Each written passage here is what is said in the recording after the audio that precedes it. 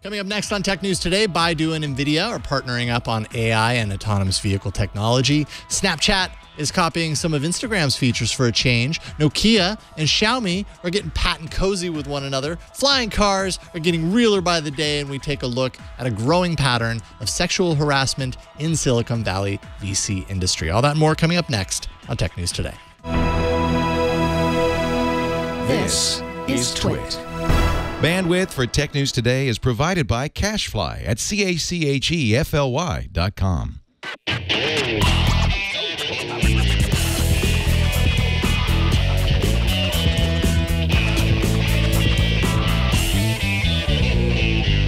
This is Tech News Today, episode 1803, recorded Wednesday, July 5th, 2017. This episode of Tech News Today is brought to you by Grasshopper. Stay connected and run your business from your mobile phone with Grasshopper. To save $50 on your order, visit trygrasshopper.com/twit. Welcome. Is that our fireworks simulation? Yes, I was doing a few illegal fireworks, setting them off after the 4th of July, the kind that shoot up in the sky, and they're a little too loud to be legitimate. Yeah. We still love America. Yeah. This is Tech News Today. Exactly. Brian. I'm Megan Maroney. And I'm Jason Howell. We're not going to talk about fireworks today. Normally we would the day after 4th of July. Instead, we're going to talk about technology. Let's do it. Lots of announcements coming out of the Baidu Create conference this week in Beijing. The biggest among them is the list of partners from the company's Apollo self-driving platform designed to take on Waymo and perhaps also Uber. Baidu is calling it an autonomous driving alliance. It includes Ford, Daimler, Intel, Nvidia, TomTom, 12 Chinese automakers, universities, suppliers, startups, and local governments. Like Waymo, Silicon Valley and Beijing-based Baidu wants to develop the technology and the AI to power self-driving cars, not to create the cars themselves. Baidu will have access to the driving data from all 50 companies, so that will definitely give them a competitive advantage. And they'll get, different things than driving data from universities. But they're going to get something from all these people in the alliance.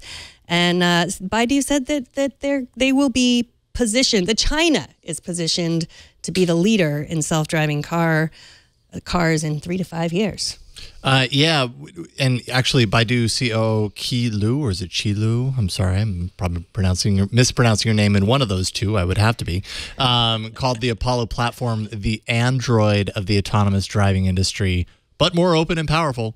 But basically interpreting that essentially means that the data and the services that come with the platform, so they're creating the platform and all this extra stuff would make it so worth making it widely available in the way that they're doing. It's a little bit more of an open approach, different from what some of the other companies are doing.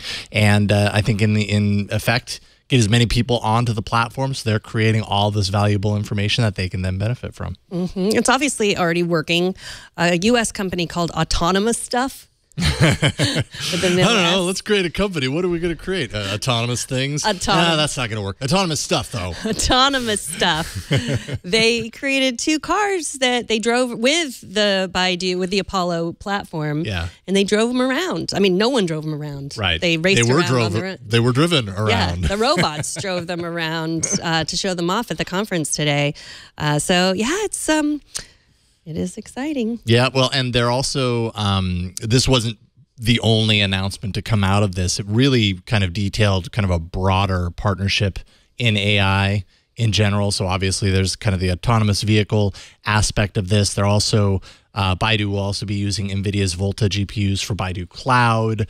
Nvidia is going to work with Baidu on open source deep learning frameworks, something called Paddle. And then Baidu's Dur OS is going to be coming to the NVIDIA Shield TV, which is basically Baidu's virtual assistant, which the NVIDIA Shield TV running Android TV already has Google's Assistant on there, so it's going to be doing double duty. Double Dur OSD. No, never mind. Anyways, you know what I mean. I get where you're going with I'm sorry I ended with a horrible dad joke, but I try my best. That's all I got. Yeah. Our dad jokes. Snapchat is updating its app today with a few cool features, including backdrops that actually separates you from the background and places imagery behind you after doing a little bit of light masking of the image with on-screen tools that actually reminded me a lot of what you can do in Photoshop, where you mask the foreground image and everything behind you goes away, and then you can replace that. You can find that in all sorts of image editing software. Also, voice filters have apparently been a part of some of the filters that are now being stories rather, but are now being broken out to allow you, yes, you, Megan, to change your voice to a chipmunk after the fact, if you so choose, or whoever you shot a video of. Right, because I do use those voice filters, but previously they were, just in, you had to have a bunny ears and the voice filter. You couldn't just put voice filter on your own unsnapchat filtered face. But now the whole world is open to me. I mean, if you, I don't know if you can play video, but you could see an example of this science. Is it playing the audio in that example right there? Yeah, it was playing it, but that's okay. It was muted. It's like this. It's like I'd be talking just like this, and then all of a sudden, I'm talking just like this. I'm talking just like this. Yeah. Snapchat. So you don't even need a filter. You know how to do it already. I actually need a filter for like these lines and stuff. I like how Snapchat like erases those. They put a hat on you. Yes, they put a hat on me. I, as you know, love Snapchat. I did a lot of serious journalism today working, I attached links. Right, with Paperclip, which I actually didn't mention. That allows you to attach links, Oh, sorry. I That's interrupted you. I got so excited. That's okay. I know. You're really excited about attaching links to things. I did. Yeah, you can attach links, which of course opens up all kinds of, that's the reason why Instagram and Snapchat left out links is because links is where malware comes and phishing attacks and stuff like this. But they're doing some kind of magic to keep that out, keep malware out of the Yeah, they're giving you a little bit of a preview, apparently, next to the up arrow down at the bottom. You can get a preview of the link, and then if you choose, based on that preview, you can choose to go through, and they're going to do some scanning around scams, malware, dangerous content, and then also rely on community reporting from that regard. But apparently Instagram, by the way, in kind of a reversal of sorts, we're so used to Instagram copying Snapchat, Instagram has allowed verified posts or profiles rather to add links to their stories for a while now. So is this Snapchat like copying Instagram features? Yeah, they're all copying each other. Exactly. It is. It's the race to the best bunny ears. And I mean, yeah, it's what was more, see, as you can see, Brian now pulled up the work I did today, erased that background, a picture of my dog. Beautiful. And that is seamless. Yeah. It's hard to imagine that Snapchat did that in 2 seconds. Yeah, I mean, that's the problem. Like when you're drawing with your finger, you end up like, and before, by the way, you could always like take out your face and make face stickers. I've showed that off before, and just do several pictures of your face on there. But the more important Snapchat news, I think we missed it, was last week they announced this feature called Snap Map, which then puts Snap Map where you can share your location with everyone. And just now, I guess The Verge reported that it's a privacy threat, but I'm seeing this more on like the NBC News at 7 kind of news where it's like, guess what your children are up to? You'll never believe it. They're doing the most dangerous things, when the like 6 o'clock news, which is designed to freak parents out. So I will calm you down a little bit. This is a really hard feature to turn on. It is opt-in, but it's hard to turn on. Even a Snapchat expert like myself had a hard time, and I use that facetiously. You have to open the camera and you have to then zoom out. Like there's nowhere where there's directions to do that. You zoom out like you're pinching and zooming in, or zoom in, I guess. You're zooming in on a picture, and then it opens a map, and then you go through this thing where you have to turn it on, and then it shares your location. And it shares your location only when you are using the app, which for many teenagers is literally all the time. Yeah. So all I have to say, I'm not going to frighten or scare the pants off you if you have a child using Snapchat. I would just say, if you have a child using Snapchat, now's a good opportunity to talk to them about sharing their location and the dangers of that. And, this isn't the first app that lets you share your location, or that are, Google's tracking your location. So, but I can understand it's a good time to also talk about who are your friends on Snapchat, who's following you, because you and I's definition of who a friend is very different from a teenager's definition of a friend. Like for them, it's like someone they know in real life who is their cousin's soccer coach's brother's, sister that just got out of jail. So Right, and in some cases, actually, I don't know if this translates to Snapchat, but I know it did when Facebook was still cool, in air quotes. I say that facetiously. Where the more friends you had, you were always striving to have more friends. And is Snapchat used in the same way, or is Snapchat, among you can probably only use your kids as kind of the younger set as examples, but are they constantly trying to open that up to where a feature like that would be dangerous, or do they keep it relatively narrow? That's a good question. It's easier to tell on something like Instagram, which is more open. Yeah. Like, so much of Snapchat is really under wraps. Yeah. Like, you cannot. It's the worst kind. I've said this before, but it's the worst kind, because if your child does something and then it is, screenshotted, it could go everywhere. So Sure. But at the same time, there's so much of it that is invisible, that disappears right away. So you're not getting the whole story, like why you have to talk to your kids. I know it's easier said than done, but yeah, I think it's not so much as like so many followers, so many likes. I think this generation is moving a little bit away from that, but it is a lot of people. And again, like you said, I'm only using my kids, and I'm sure it's different in places that aren't like a small town like Petaluma, where a lot of people do know each other, you know? So. Sure. Yep. Well, Nokia and Xiaomi have signed a business collaboration agreement and a patent agreement, which will give Xiaomi Nokia's patents and give Nokia Xiaomi's network infrastructure equipment. According to the press release on Nokia's site, the two companies agreed to explore opportunities for further cooperation, which could include Internet of Things devices, augmented and virtual reality, and artificial intelligence. Xiaomi has moved into 30 different countries and regions, but it is yet to move out of Asia. Last year, Xiaomi acquired patents from former Nokia phone assets owner Microsoft. So for Xiaomi's sake, here's to hoping they do better with Nokia than Microsoft did. Yeah, and Xiaomi really wants to make the U.S. market jump work, and they've not rushed into it. I think partially what we're starting to see over time, at least for Xiaomi's side of this particular story, is that Xiaomi is now collecting more and more patents, which makes you think that they're kind of getting ready to enter into more markets. Because I would guess that they would have a pretty good, successful jump if they were to enter the U.S. market. They make really nice devices. They've tested other types of hardware here in the U.S., and I don't know how successful those have necessarily been, how much brand awareness Xiaomi necessarily has. But having all of those patents in their portfolio, it's collateral for their business. And actually, in this case, it's actual, the patents were used as actual collateral. Nokia gets Xiaomi for all of their networking kind of relationships. They're going to further. They're saying that they're going to at some point possibly further collaborate on things like AI, AR, VR, Internet of Things. There's a lot of shared interests that they're both really actively working on right now, so they can kind of lift each other up. Mm-hmm. Yeah, because often the Xiaomi products, like the Mi Band or something, looks just like a Fitbit, or like the Xiaomi laptop looks just like a MacBook. So it's like the patents will keep them out of the legal trouble that they could get into by creating all of these products that look just like the products we already know and love. Hopefully for Xiaomi, that's the case. Ticketmaster teamed up with a company called Listener that produces ultrasonic sound technology to emit and detect smart tones for transmitting data between devices. This will allow show attendees, people going to these shows, to gain entrance to venues by the simple emission of a largely inaudible tone from the person's phone upon entry. So very low friction, essentially, and great tracking on Ticketmaster's part.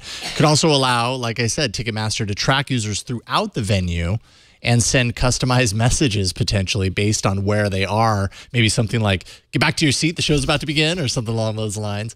Rollout of the hardware required to do this has already begun at certain venues. And when I read this at first, I was like, so first, it reminds me of something that Chromecast has had for a while now, guest mode, where essentially if you want to bypass the Wi-Fi network that a Chromecast is connected to, you can do this guest mode thing where it will beam in largely inaudible tone from the Chromecast to the phone when it's in the right mode, and it'll pair that phone so that if you have a friend over and they want to cast some music or whatever, it's very easy for them to pair to it without jumping onto your Wi-Fi. So there's that. But I just wondered like why they would want to do this instead of doing something like QR code or RFID, which or NFC. Actually, NFC is another. Like there are other technologies, and this just, I don't know, just kind of caught my eye that they would go this approach. That is I hadn't thought about that. Like obviously, it's better than paper. It might. I mean, I think that a QR code or NFC.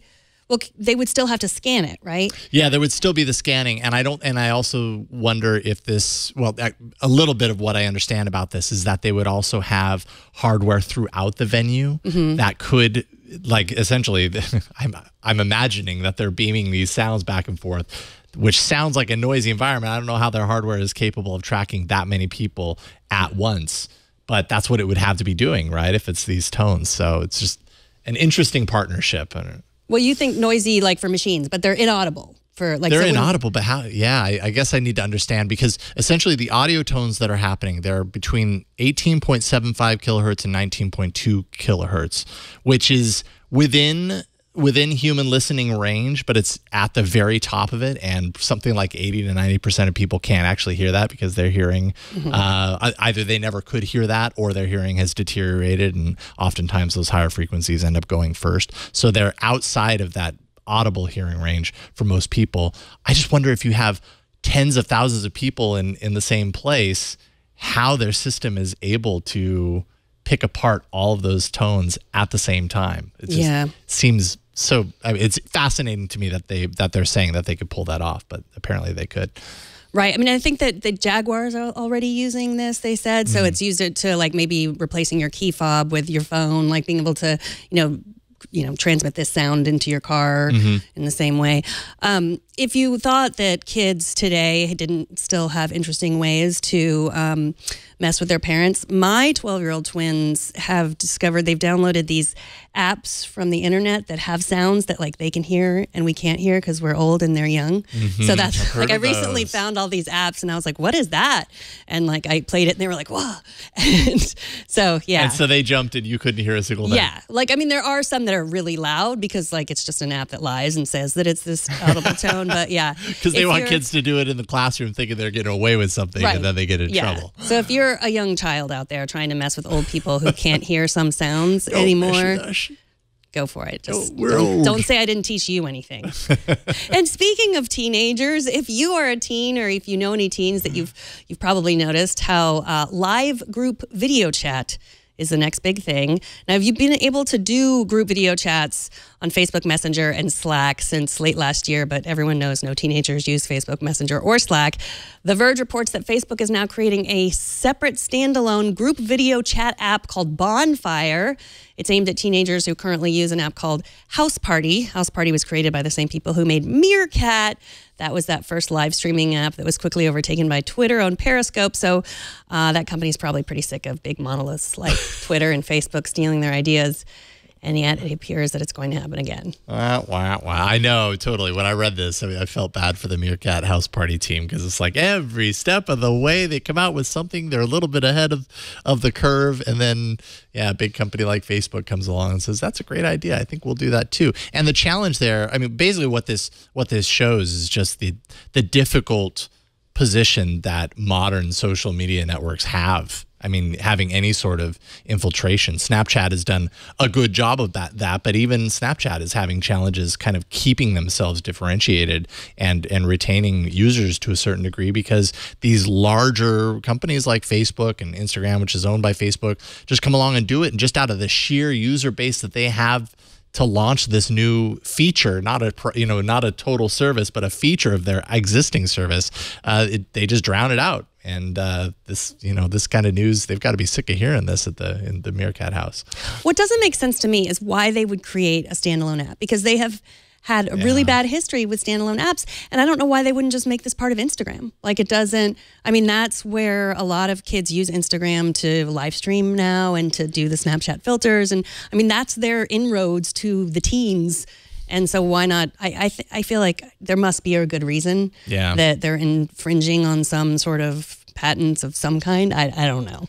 But yeah, well, I mean, so would video chat, like multi-person video chat, fit into the Instagram app based on what Instagram has been? Like, it feels a little different from that. Maybe it would fit into Messenger, but yeah, I mean, on one hand, Facebook's done a lot of like standalone apps and it hasn't worked, but on another hand, it actually kind of has. Messenger totally works on its own. And that was, I think, mocked in the beginning. It was like, why would you ever take that out of Facebook? And mind you, now it's like a full-on standalone messaging app and seems to be doing okay. Instagram, yeah, I don't know.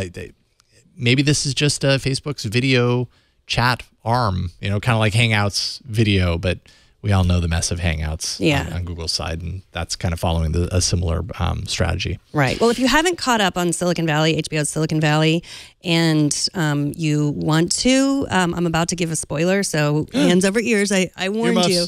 Jason's going to. This is exactly a Silicon Valley episode. Like, they pivot to group video chat, and then they get in trouble because they have all these teenagers on there, or not teenagers, like under 13 people that don't sign. And that, I think that might be the problem, the actual problem that Facebook is dealing with now, because younger kids want to use this.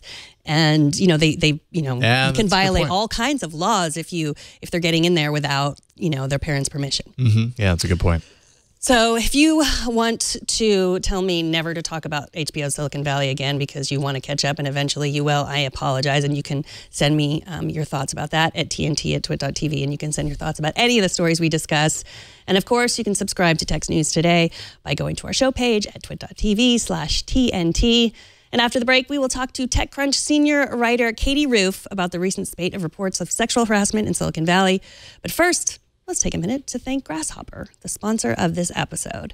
Grasshopper is a virtual phone system designed for entrepreneurs. Grasshopper works just like a traditional phone system, but it requires no hardware purchase. You heard me, no hardware purchase. With their iOS and Android app, callers can reach you wherever you are, just right there on your mobile phone, your Android phone, your iPhone, whatever you use. Your Windows phone even. Grasshopper allows you to keep your existing number so you can maintain your brand. When you make a call, your client will see your Grasshopper caller ID instead of your personal phone number. All you have to do is select a toll-free or a local number, record a custom greeting, and then add multiple extensions for your business. Toll-free numbers are a really great way for marketing, and if you're just starting out, it's the first step to a professional sounding and looking business. You can set up department and employee extensions with custom call forwarding to any phone in the world, no matter where your employees are. Get voicemails emailed to you as audio attachments. You can also send and receive SMS text messages from your business number. So join the over 250,000 Grasshopper customers today. Plans start at just $12 a month. You have a 30-day money-back guarantee. Turn your smartphone into a business line with Grasshopper. To save $50 on your order, go to trygrasshopper.com/twit. That's trygrasshopper.com/twit. And we thank Grasshopper for their support. All right, so over the past few weeks, some key members of the Silicon Valley venture capital world have been outed in the press for sexual harassment. Some stories have hit, and predatory behaviors with women founders, and it certainly seems to be the tip of the iceberg. We're hearing more and more about this, it seemingly every day. Joining us to talk about this is Katie Roof, senior writer and video host at TechCrunch. Welcome, Katie. Good to be with you. It's great to have you back. First of all, this snowball, obviously, it's getting larger and larger by the day. You discussed the situation surrounding Justin Caldbeck from Binary Capital on last week's Venture podcast. I believe you recorded that on Friday on TechCrunch. Explain a little bit about, first, what led Caldbeck to resign from his post at Binary Capital and kind of what caused that. Sure. The information reported that 6 women were able to come forward, 3 on the record, publicly disclosing their names, that Justin Caldbeck had behaved allegedly inappropriately in a number of situations that should have been work-related. And I think what was particularly offensive to a lot of people in the venture community here is that there were situations with founders that he met with where he basically pressured them, what it sounds like, for sex. And that's unfortunate and very frustrating for a lot of women who are founders who are trying to raise money. And so it led to a series of people coming forward about him. And then it actually led to Binary Capital even shutting down. Yeah, and I mean that's not the only example of this. We also heard last week about Dave McClure from 500 Startups. Do you happen to have an insight on that? I mean, this scenario is very similar to how this happened otherwise with Caldbeck, right? Sure. Yeah, we're seeing a wave of women who are becoming more comfortable coming forward and sharing things that have happened to them over the years. And Dave McClure was another example of someone who allegedly did a lot of things that made women he worked with in the tech community feel uncomfortable. There were some pretty bad allegations against him. And so, yes, ultimately he lost his job as well. And so yeah, a lot of people in tech are coming forward. But I think it's important to remember that this is just not just a tech problem. I, like many other women, have faced various situations, unfortunately, over the course of my career, and it hasn't all been tech related. Actually, most of the men have not been in the tech industry. So while we are seeing some very high profile examples of men losing their jobs in tech right now, I think it's because right now we're experiencing a moment here, not just in tech, but you've seen it happen in some other companies as well, and even to Bill Cosby, where we're experiencing a cultural change where women are being believed. I think that women are feeling more comfortable now than ever because they're not feeling like it's going to be my word against theirs. In fact, many of them also have text to prove situations. But on top of that, we're now in a society where more and more people are accepting that women have been experiencing this kind of harassment over the years, and that it shouldn't be accepted, and that they're not making this up. And so I think we're going to continue to see a lot more of this. And unfortunately, the venture firms weren't holding themselves accountable, or at least some of the venture firms. I've met many venture capitalists who are not terrible people, but the ones that weren't holding people accountable are really seeing a lot of fallout from this, and I think things will change. I think you brought up a good point about the technology changing. Like you said, this happens in all industries. It's been happening forever. We've all watched Mad Men. You know, it's getting better all the time, but we're not there yet. But one thing you mentioned was the text messages to back it up. I mean, how much of that do you think is playing a role in this? It isn't just he said, she said. It's like she said, and here's what he texted as well. Like, how much do you think that is playing a role in what we're seeing now? Sure, absolutely. I mean, I personally haven't come forward specifically because I haven't had text to back it up in certain situations over the years. And I think probably other women feel the same as well. Even still, I think most women probably don't want to see their name in the news as a famous victim. And I think the vast majority of women have not come forward. This is very, very, unfortunately, extremely common. But I do think that is an added element that a lot of conversations are being virtually recorded. And so it also made it easier for reporters to report on, because it wasn't just a he said, she said situation. No one could accuse these people of being upset that they didn't get their startup funded. Instead, they actually had a written record that these are real things that were said. Yeah, and also, you know, we spoke a couple of months ago about Susan Fowler. She went public with Uber's culture, toxic culture, many would say, a little bit earlier this year. And that has definitely led to kind of a slide for Uber, and definitely for Uber's ex-CEO. Did that set the standard and kind of, I don't know, set the stage for raising the collective awareness for what we're encountering right now? Obviously, that's a good thing to raise that awareness, but do you think it started there, or did it start elsewhere? I don't know if it started there, but it certainly helped. I mean, to see what kind of effect that she had on Uber, just writing that blog post and how it led to this huge investigation, and ultimately the ouster of Travis and other executives, I think I'm sure it got other women who had been in similar scenarios thinking, should I come forward? Do I have a responsibility to come forward in case other women are experiencing these situations as well? And so that probably did inspire some of these women to come forward. Although I did read that at least one of the women in the Justin Caldbeck situation had been trying to get him in trouble for years, but actually apparently did have trouble convincing people of the story. And I think maybe that element of what happened with Susan Fowler certainly helped contribute to this environment where women are feeling more comfortable, and they are getting believed. But I think it's just a broader cultural change that we've seen the past few years, where people are starting to take women more seriously, which they should have been doing all along. But the combination of the cultural change and the written records of conversations, and what we're seeing the most is when there are multiple people alleging that they've had a situation with a particular individual, then it's more likely to be taken seriously, because when you have 6 women coming forward, it's not the same as one situation that could have possibly been misconstrued or taken out of context. You have multiple women who are saying that a certain individual has made them feel uncomfortable in a work setting. Yeah. And I mean, it's entirely possible that one person would decide to make that up. But really, I mean, no one wants to have, like you said, no one wants to have their name in there. So it's less likely that many people would want to possibly ruin their careers and their lives by, saying something that isn't true.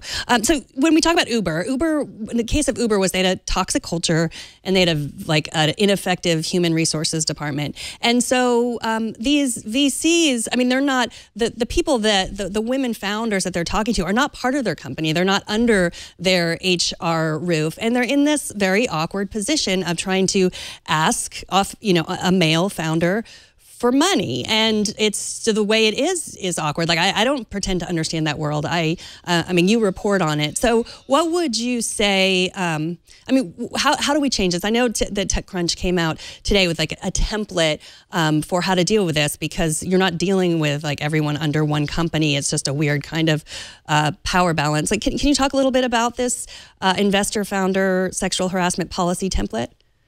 Sure, absolutely. There was a template posted today on TechCrunch, which shows the input of various people in the industry, founders, VCs, some of the people that came forward in the new situations we were just discussing. And they talked about having an explicit policy at these venture firms for how you deal with founders, because unfortunately, it used to be an all-male world.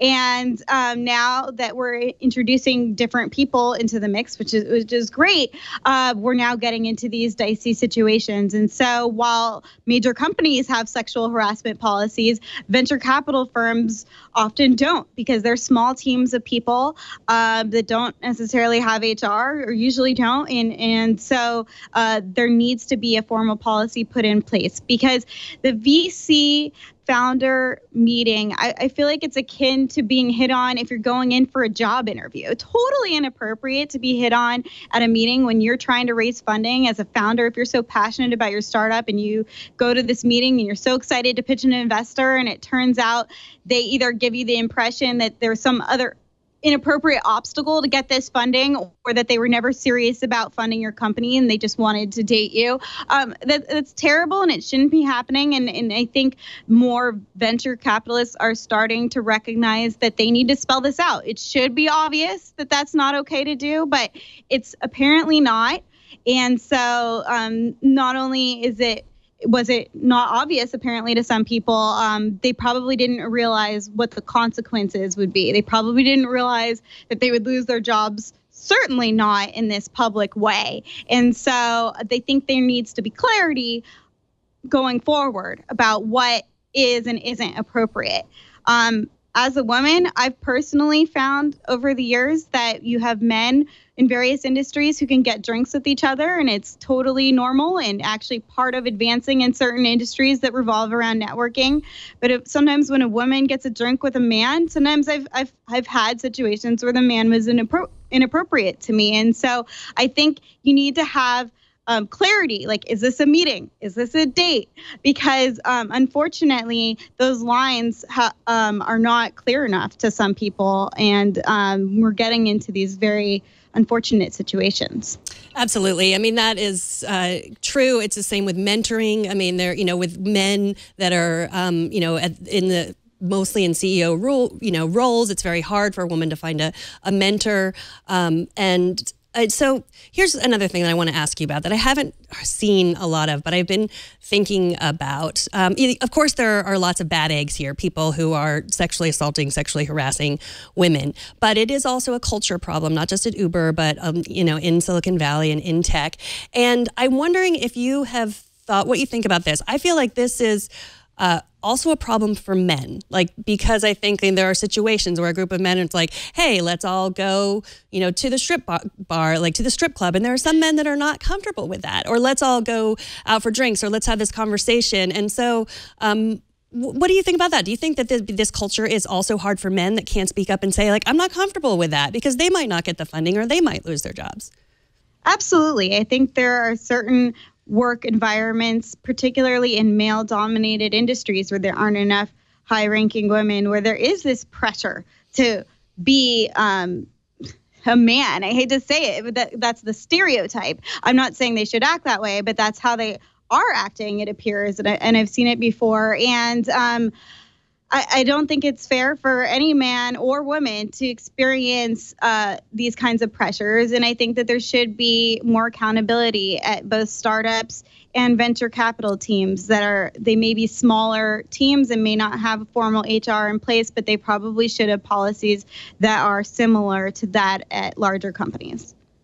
Yeah, so my final question on this topic is around kind of the velocity of these reports and the change that comes from this, because we're talking about it a lot. It's a topic that's front and center right now, and that's because there has been just this rapid succession of stories, and not to mention a very swift response in pretty much all cases. We thought that the Uber Kalanick fallout was fast, and then Caldbeck happened, and it was within days, that entire VC fund was turned upside down. So there's all of this change happening so quickly. Do you think this is a sign of good things to come? Is this? Obviously, it's good that people are talking about it, but does this give you hope for kind of the future in Silicon Valley? Look, I don't take any joy in seeing these people fall from where they were, and there's some very successful names mentioned that had careers going for them, and it's sad for me to see. Right. But at the same time, I do think this needs to happen, because unfortunately, these issues have been going on for too long, and somehow they weren't being addressed.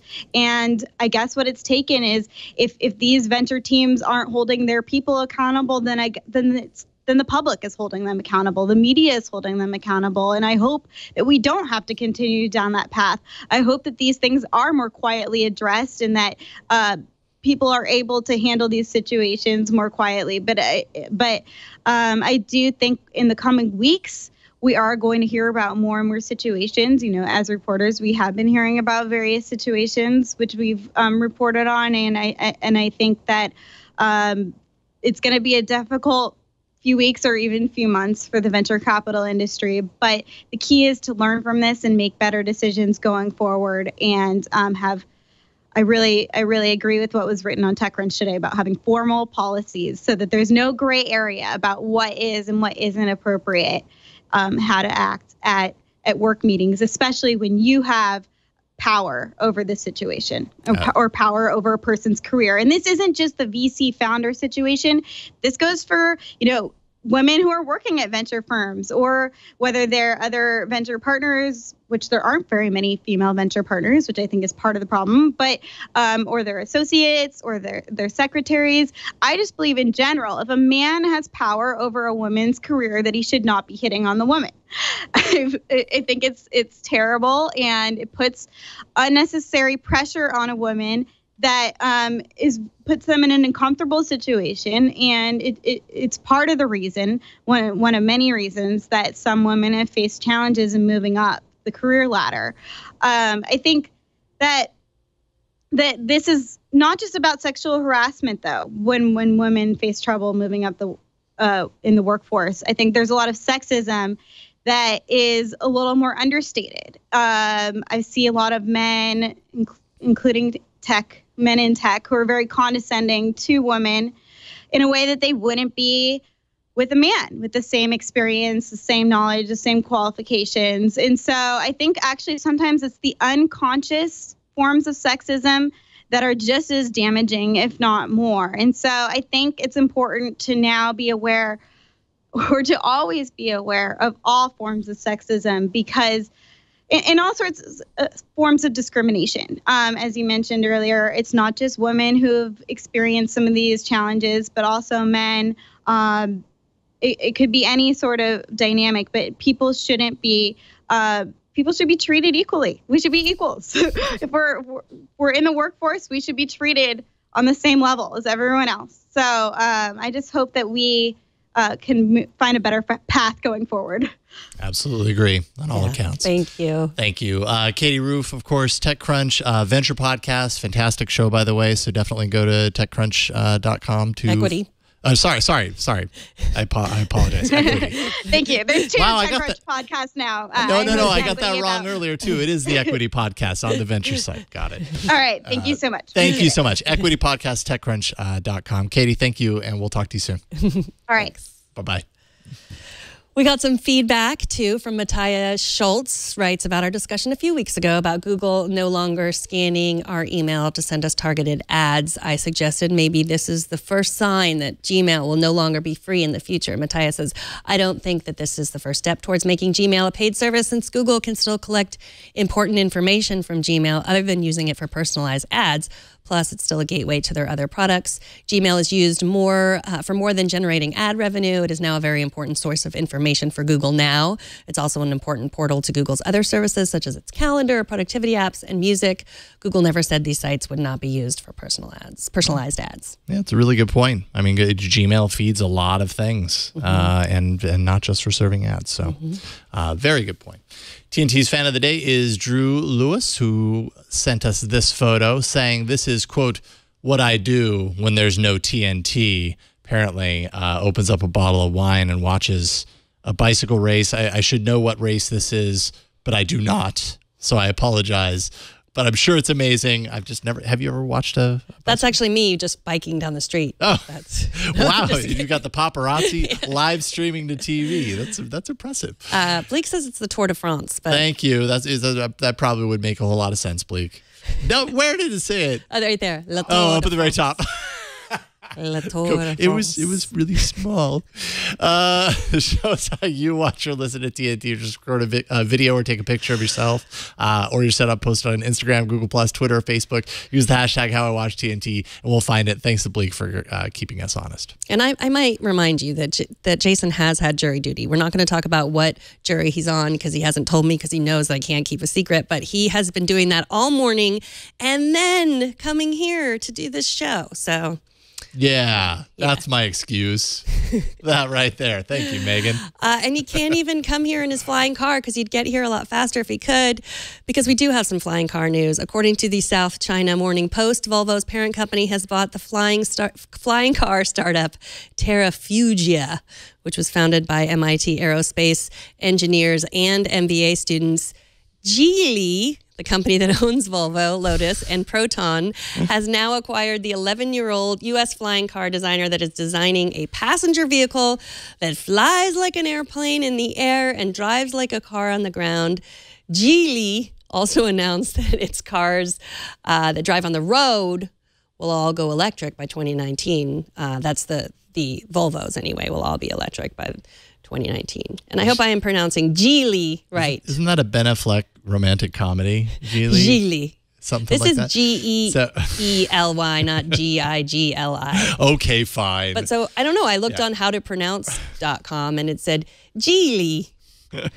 That sounds about right. I mean, that would have been my guess, but who the heck knows? I'm getting everything wrong today. So this is the prototype or concept from a few years ago. Oh, it's not a real flying car? If you go down, I think it's a little bit further in that article, there is actual video, or maybe it's a different article that I ended up finding. I found actual video. I'll see if I can find it. But so that was the prototype from a few years ago, where the wings kind of folded in to the actual body, a little bit more elegant than what it ended up being at this point, which is like wings that just kind of fold up and then out. But no matter how you slice it, good sign for vertical takeoff landing, VTOL. This is like one of the more elegant versions of that. It's highway speed capable, and it has a full vehicle parachute for coming down. So, if you see that car floating down in a parachute, you know it's one of these. I think probably by the end of your jury duty, this car will come to market and you'll be able to just parachute into the studio. Maybe we can get one for review. Man, I'd be all over that review, by the way. And let's see here. If you are interested, supposedly estimated price $279,000, expected to release within 3 years. And you just have to drop a $10,000 deposit to reserve a place in line. Let's do it. Okay, we'll pool our money together all here at Twit, and then every other day we'll alternate who gets to fly it. That'll totally happen. TNT records live every Monday through Friday at 4 p.m. Pacific, 7 p.m. Eastern, 2300 UTC at twit.tv/live. You can be part of the show by emailing us, tnt@twit.tv. You can leave us a short voicemail at 260-TNT-SHOW, and find us on Twitter at TechNewsTodayTV. And find us at the TNT subreddit. That's technewstoday.reddit.com.